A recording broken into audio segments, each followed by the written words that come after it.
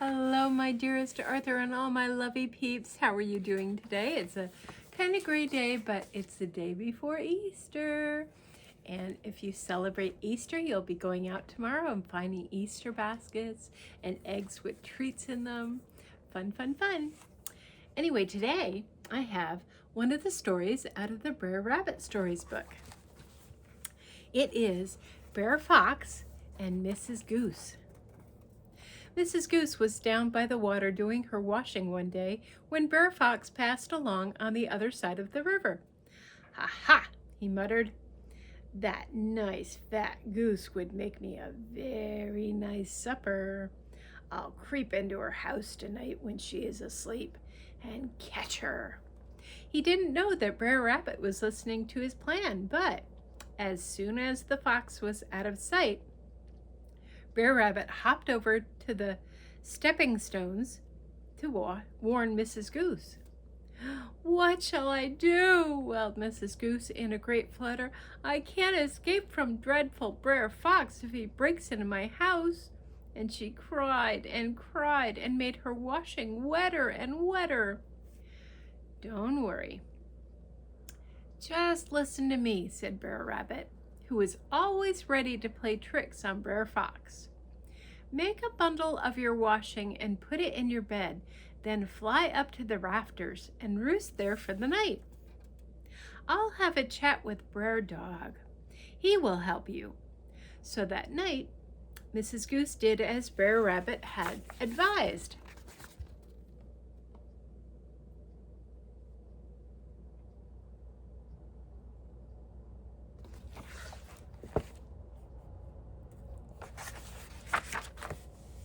She made a big bundle of her washing and put it in her bed in a dark corner. Then she flew up to the rafters and waited rather nervously to see what would happen.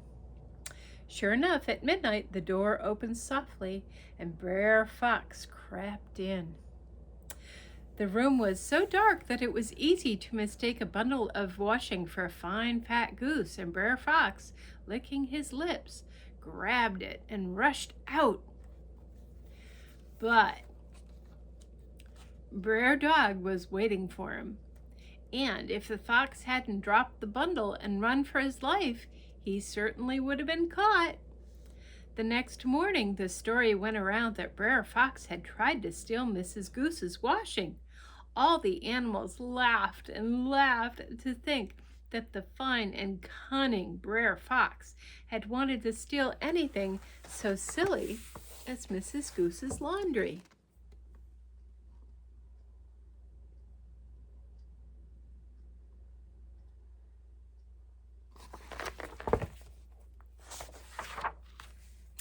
Now we have another story, The Moon in the Pond.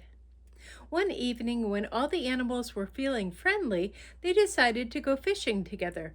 But when they reached the pond, Brer Rabbit looked very worried. "Look," he cried, "the moon has fallen into the water. We shan't catch any fish here until we have scooped it out." So Brer Rabbit ran home to fetch a strong net. "It seems to me," whispered Brer Fox, "that the moon is made of gold. I'm sure Brer Rabbit will try to keep it for himself, so we mustn't let him get a hold of it." When Brer Rabbit came back with the net, Brer Fox took it from him. "Let Brer Wolf and Brer Bear help me," he said. "You are too small to wade into the pond and pull that heavy moon from the water." This was just what Brer Rabbit had planned. So, while the big animals waded into the water, Brer Rabbit and his friend Brer Tortoise crept to the other side of the pond and started fishing.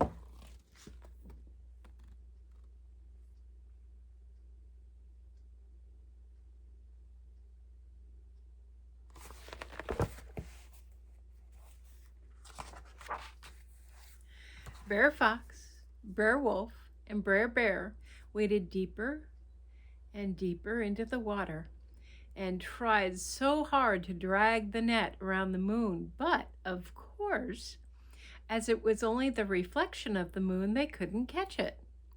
Then Brer Fox slipped, and Brer Bear stumbled over him, clutching Brer Wolf, and they fell into the pond with a mighty splash. When they had struggled back to the bank, they saw Brer Rabbit and Brer Tortoise hurrying away with a basket of fine fish.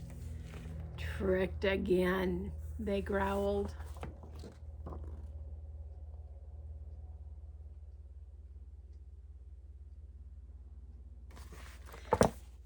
And I believe that is it for today. I'll read some more tomorrow. Love you all. Have a good day. Bye.